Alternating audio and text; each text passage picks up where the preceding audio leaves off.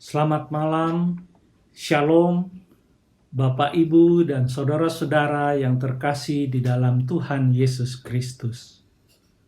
Salam jumpa. Pada malam hari ini, kembali kita akan membaca dan merenungkan firman Tuhan. Kita memohon bimbingan Roh Kudus. Mari kita berdoa. Bapa yang Maha Kudus, kami mengucap syukur atas penyertaan dan kasih Tuhan dalam kehidupan kami. Malam hari ini, kami akan membaca dan merenungkan firman-Mu. Kami memohon Roh Kudus-Mu membuka hati, pikiran, dan jiwa kami, serta memberikan pengertian yang sempurna akan firman-Mu. Mampukan kami menjadi pelaku firman Tuhan. Di dalam nama Tuhan Yesus Kristus, kami berdoa. Amin.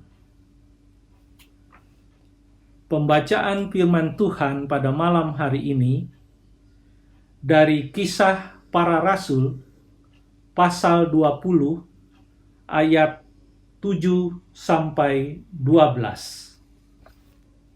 Beginilah firman Tuhan.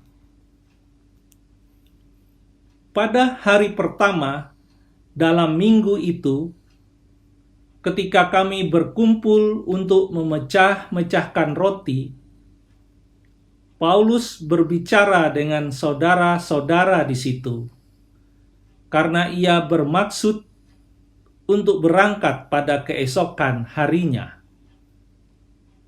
Pembicaraan itu berlangsung sampai tengah malam. Di ruang atas, di mana kami berkumpul, dinyalakan banyak lampu. Seorang muda bernama Eutikus duduk di jendela. Karena Paulus amat lama berbicara, orang muda itu tidak dapat menahan kantuknya. Akhirnya ia tertidur lelap dan jatuh dari tingkat ketiga ke bawah. Ketika ia diangkat orang, ia sudah mati. Tetapi Paulus turun ke bawah. Ia merebahkan diri ke atas orang muda itu, mendekapnya dan berkata, "Jangan ribut, sebab ia masih hidup." Setelah kembali di ruang atas, Paulus memecah-mecahkan roti, lalu makan. Habis makan, masih lama lagi ia berbicara, sampai fajar menyingsing. Kemudian ia berangkat. Sementara itu, mereka mengantarkan orang muda itu hidup ke rumahnya, dan mereka semua merasa sangat terhibur. Demikian firman Tuhan. Bapak, Ibu, saudara-saudara yang terkasih di dalam Tuhan kita Yesus Kristus. Saat perpisahan merupakan momen yang mengharukan dan dilalui dengan berbagai macam kegiatan, seperti acara seremonial dan kesibukan-kesibukan lainnya. Berbeda dengan kebiasaan-kebiasaan tersebut, Paulus justru sibuk melakukan pelayanannya. Menjelang perpisahannya dengan jemaat di Efesus, Paulus terus mengajar dan melayani dan melakukan mujizat. Padahal pada keesokan harinya ia harus melakukan perjalanan panjang dari Troas menuju Miletus. Ada suatu peristiwa yang sangat menggemparkan pada saat Paulus mengadakan percakapan dengan saudaranya di Troas, di mana Paulus menggunakan kesempatan tersebut bersama-sama dengan muridnya untuk mengajar dan melayani perjamuan kudus. Percakapan tersebut merupakan percakapan perpisahan dan terjadi cukup lama, sampai tengah malam, bahkan sampai fajar menyingsing. Peristiwa menggemparkan tersebut terdapat dalam bacaan kita Kisah Para Rasul pasal 20 ayat 9. Seorang muda bernama Eutikus duduk di jendela. Karena Paulus amat lama berbicara, orang muda itu tidak dapat menahan kantuknya. Akhirnya ia tertidur lelap dan jatuh dari tingkat ketiga ke bawah. Ketika ia diangkat orang, ia sudah mati. Pernahkah saudara mengantuk saat ibadah berlangsung? Jujur jawabannya pasti pernah. Bahkan bisa terjadi seringkali. Kita diserang oleh rasa kantuk yang demikian hebatnya. Apalagi kalau ibadahnya berlangsung pada siang hari, dan dalam ibadah tersebut khotbahnya begitu lama dan membosankan. Rasa mengantuk atau drowsiness adalah keadaan di mana seseorang ingin tidur. Ada beberapa penyebab kantuk. Di antaranya adalah kurang tidur atau kurang istirahat, dan banyak faktor-faktor lainnya. Dengan merenungkan bagaimana agar iman kita tidak terjatuh dan tenggelam dalam tanda petik kemalasan rohani dan melupakan tugas serta tanggung jawab kita di tahun 2020 ini, mari kita lihat dari bacaan kita tadi. Pertama, kita harus berada pada posisi di mana kita seharusnya berada. Seandainya Eutikus duduk di kursi atau di lantai, meski ia mengantuk atau tertidur, ia tidak akan terjatuh dan mati. Masalahnya, ia tidak berada pada posisi di mana seharusnya ia berada. Ia terus duduk hanya di tempat yang nyaman saja, dan akhirnya mati. Kita harus membuang segala sikap iman yang mendua hati, yang hendak menjalani kehidupan dengan nyaman-nyaman saja. Tidak boleh separuh hati kita menjalani kehidupan iman, karena sikap tersebut pasti akan membawa kita ke dalam kejatuhan. Tuhan memerintahkan agar umatnya melayaninya dengan segenap hati dan kesungguhan. Penyebab Eutikus jatuh karena ia tidak berada di posisi yang seharusnya ia berada. Jendela dalam tanda petik di sini dalam kita membuat diri kita dapat melihat rupa kita masing-masing. Rupa yang melayani haruslah menjadi hakikat kita masing-masing. Ketika kita lupa akan posisi yang melayani, kita akan menjadi persis seperti Eutikus. Yang kedua, kita harus bertahan dan terbangun, berjaga-jaga, sehingga tidak tertidur secara rohani. Eutikus tidak bisa menahan kantuknya, dan pada akhirnya tertidur lelap. Sekarang ini, waktu yang seperti apa? Sekarang adalah waktunya bagi kita untuk menerima kasih karunia Allah dan hidup sesuai dengan firman Tuhan. Kita harus dipenuhi dengan antusias dalam persekutuan, pelayanan kasih, dan kesaksian. Bapak, Ibu, dan saudara-saudara kekasih, kata antusias berasal dari kata Latin entheos. En berarti dalam, dan theos berarti Tuhan.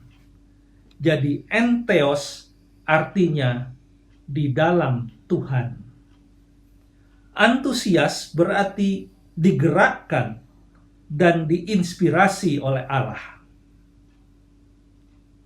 Di tengah-tengah masa pandemi COVID-19 sekarang ini, musuh yang paling dahsyat bagi jemaat Tuhan adalah dalam tanda petik kantuk atau tidur rohani. Ini menunjukkan pada keadaan di mana terjadinya kemerosotan rohani akibat dari berbagai hal, sehingga lama-kelamaan menjadi mati rasa, sehingga semakin menjauh dari hubungan pribadi dengan Tuhan dan kehendak-Nya. Kantuk dan tertidur inilah yang menjadikan murid-murid Yesus ketika Tuhan Yesus meminta murid-muridnya untuk berjaga-jaga di Taman Getsemani.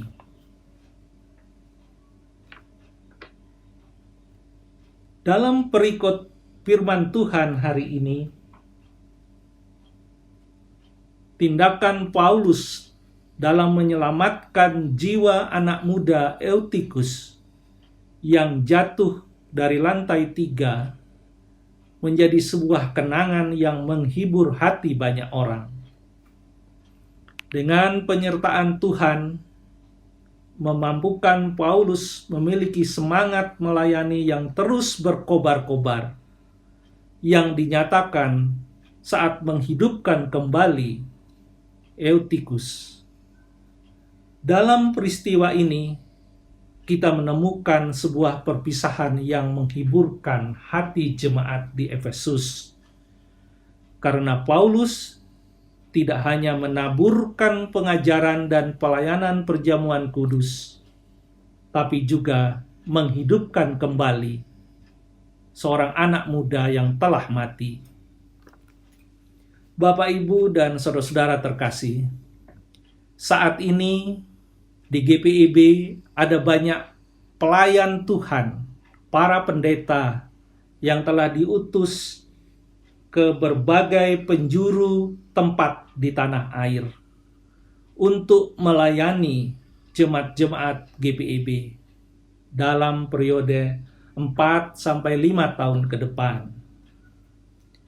Dalam setiap momen pengutusan, masing-masing jemaat tentunya memiliki kesan yang berbeda-beda.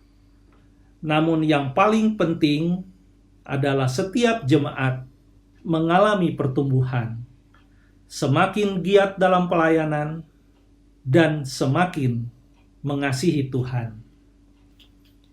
Di dalam setiap pelayanan yang dikerjakan oleh para pelayan Tuhan, para pendeta, Tuhan pasti menyentuh juga hati para jemaat dan memberikan penghiburan bagi orang yang sakit, berduka, putus asa, atau yang sedang mengalami pergumulan hidup lainnya. Oleh karena itu, mari kita mendukung dan mendoakan selalu para pelayan Tuhan, para pendeta yang telah diutus dan sekarang berada di tengah-tengah jemaat.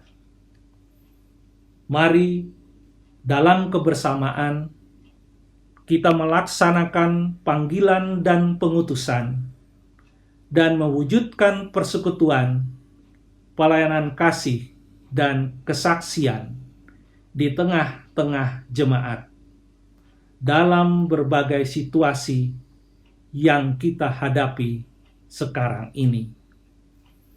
Terpujilah Tuhan Yesus Kristus. Amin. Mari kita berdoa. Terima kasih Tuhan untuk firman-Mu yang mengajarkan kami untuk selalu sedia mendengar firman-Mu dalam persekutuan yang hidup bersama-sama dengan Tuhan.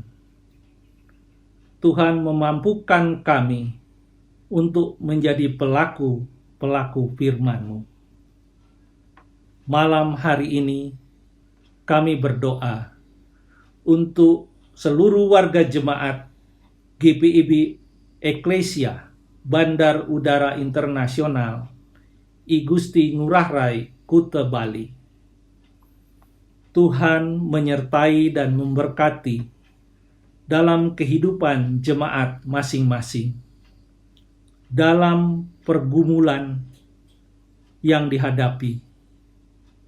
Tuhan hadir, memberikan kekuatan dan menopang setiap pribadi lepas pribadi. Kami berdoa untuk warga jemaat yang sakit dan mengalami kelemahan tubuh. Tuhan menyembuhkan dan memulihkan. Kami berdoa bagi warga jemaat yang sedang mengalami pergumulan, baik itu kehilangan pekerjaan, DPHK, untuk usaha dan bisnis yang sedang tidak berjalan, keadaan perekonomian keluarga yang sedang mengalami penurunan, biaya-biaya untuk kehidupan sehari-hari dan pendidikan anak, dan ancaman COVID-19. Tuhan memberi kami pengharapan dan kekuatan, karena hanya kepada Tuhanlah kami berseru dan memohon pertolongan. Tuhan yang menjaga dan memelihara kehidupan kami. Kami berdoa untuk pemerintah bangsa dan negara kami Indonesia. Tuhan memulihkan keadaan dan situasi yang ada. Kami berdoa untuk pelayanan di GPIB Jemaat Eklesia Bandar Udara Internasional I Gusti Ngurah Rai Kuta Bali. Tuhan memberkati para presbiter, pendeta, penetua, dan diaken. Secara khusus untuk hamba-Mu, pendeta Antonius T. Salawane yang telah Tuhan utus di tengah-tengah jemaat untuk melayani sebagai ketua majelis jemaat. Tuhan memberkati pelayanannya. Kami juga berdoa untuk semua pengurus dan pelayan unit-unit misioner dan kepada semua orang yang telah bekerja dan melayani secara tulus untuk kemuliaan nama Tuhan. Tuhan memberkati. Terima kasih Bapa. Inilah doa syukur dan permohonan kami yang kami alaskan hanya di dalam nama Tuhan Yesus Kristus, firman yang hidup. Amin. Bapak, Ibu, dan saudara-saudara yang terkasih, demikian renungan kita pada hari ini. Tuhan Yesus memberkati jemaat sekalian.